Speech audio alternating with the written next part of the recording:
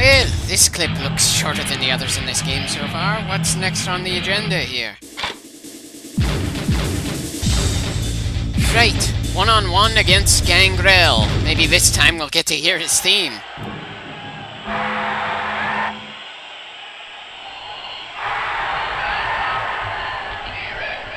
Not the best sounding version of it I've ever heard, but it's still nice to hear again. Well, they didn't waste any time with him raising up from the ground, and his walk to the ring kinda lacks the strut that I remember. It'd be less of an issue if it wasn't for the fact that I remember Gangrel far more for his entrances to the ring than his actual in-ring work. Definitely not one of the all-time greats by any means, but he was fun, and I definitely miss the days when the WWF would pull random gimmicks, horror or otherwise.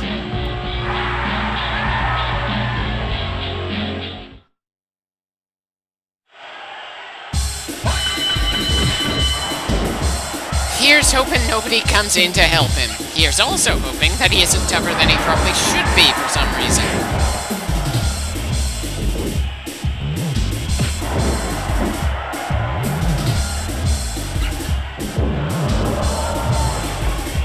Well, that was certainly a very promising way to start this match off.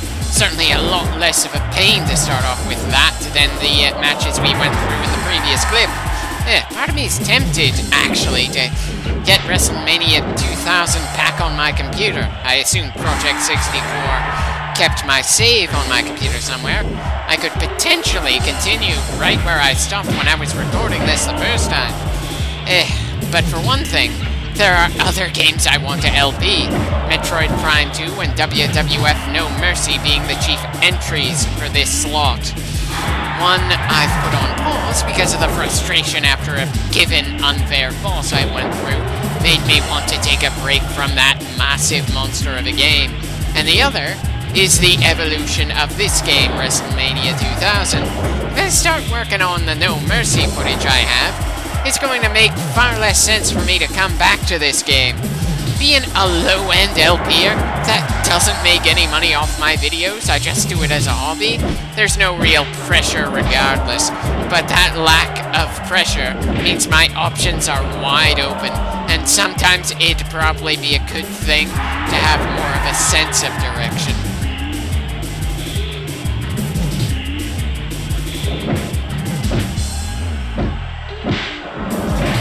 Okay, it's not entirely one-sided in my favor right now, but still not exactly feeling worried here. Not unless some random bastard decides to show up out of nowhere to make this match harder just for the sake of randomness.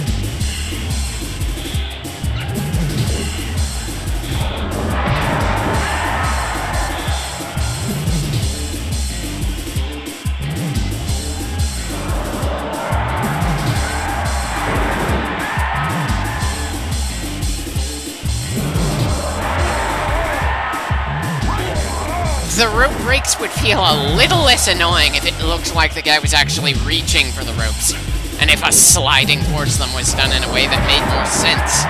Ah well, take what you can get and all that.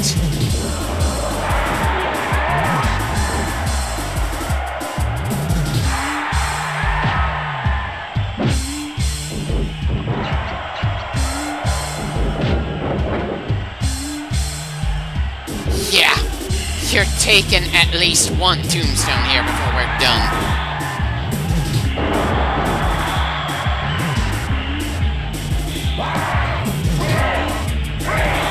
About 3 minutes for that match. Rather satisfying from where I'm sitting. I can't help hoping that we go through more matches that are essentially squashes in our favor.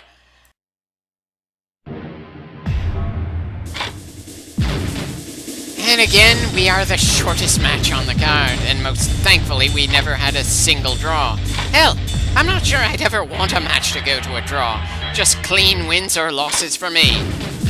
And we're fighting the exact same guy we fought in the exact same match we just went through. Right, I'm just gonna fast forward through this because I'm not particularly interested, sure. It's probably gonna go differently from the first time to some degree, but I'll just keep it at double speed unless someone new shows up in the middle of it. As I keep saying, this game has absolutely no story there's not much of a reason to give a damn about a rivalry. I certainly didn't feel interested in going up against Hardcore Holly and Al Snow 3 times.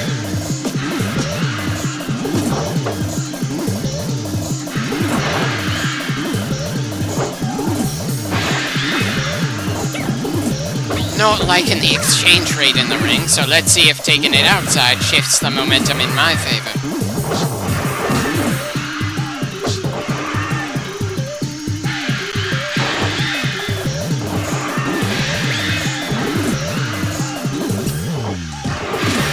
Yeah, that definitely feels like we've changed who's in charge of the match for the moment at any rate.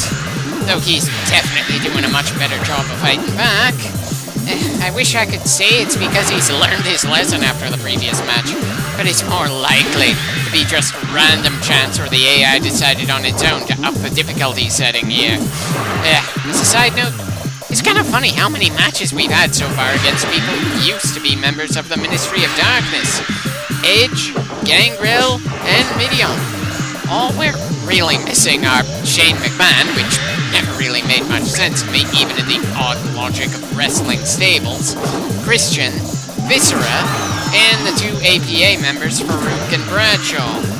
I'm pretty sure the APA were supposed to be mercenaries going to whoever was paying them to do whatever, so that might explain why Shane was there.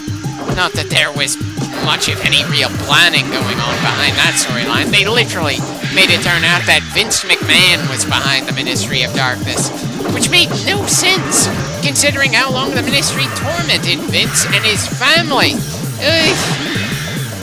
But I suppose it's best that they just let that story end, instead of keeping it hanging for a long time. They certainly avoided any of the pitfalls that the NWO ended up running into. So it's a bit of a mixed bag there. Anyway, since there's no telling how long a match is going to be until we're actually going through with it, let's go with one more match in this clip. I'd rather not risk this going over half an hour long if I can help it. Okay, apparently it's going to be a hardcore championship match. We're familiar with Midian in that one-on-one environment, but let's keep things at standard speed since it's a championship match.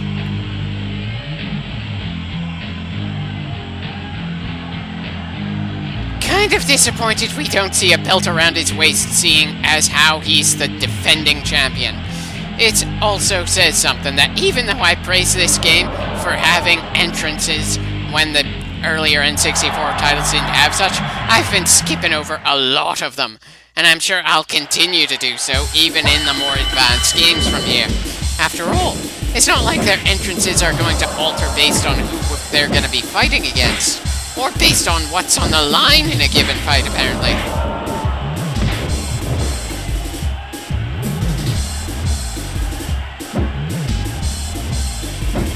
Okay, I'm a little curious why he got to the apron with us instead of just attacking us while we were stunned there. Still, if he's gonna make that kind of mistake, who am I to complain? Especially when I'm still taking a bit of a pounding at the start of this match. Anyway, since this is explicitly a hardcore match, that means there's no countouts. I'm not sure if the programmers could pull off the idea of us getting pinfalls or submissions outside of the ring. That might have been a bit too complicated for this game, but I think they pulled that off for the next one.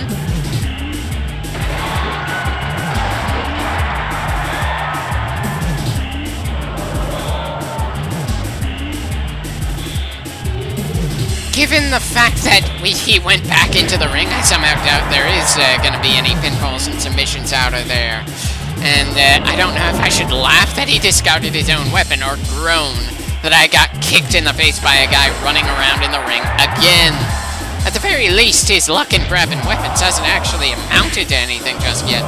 He's been doing better with his bare hands.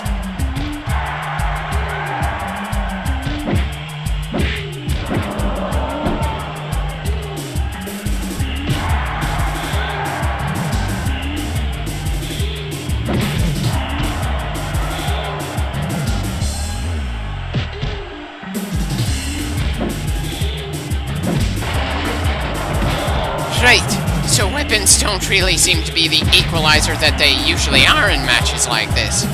at the very least they disappear too quickly, and just going for them leaves you open for someone to hit you.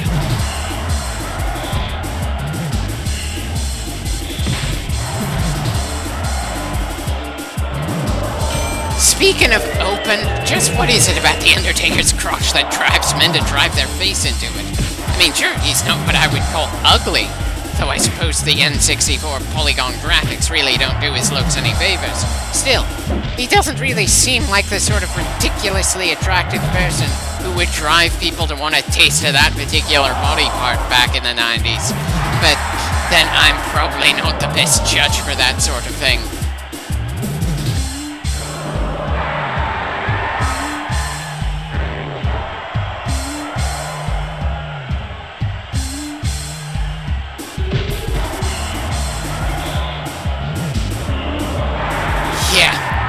We've definitely taken control of the match at this point. Now, it's just a matter of wearing him down and possibly needing to get into the ring to finish him off.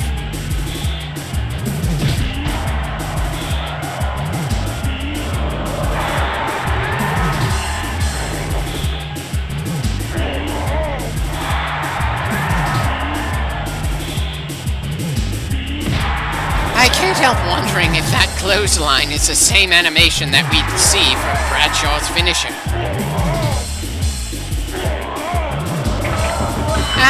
And apparently we do get the win outside the ring. I really wasn't expecting them to keep that aspect of hardcore matches. And that makes 2 titles to our credit in this game so far.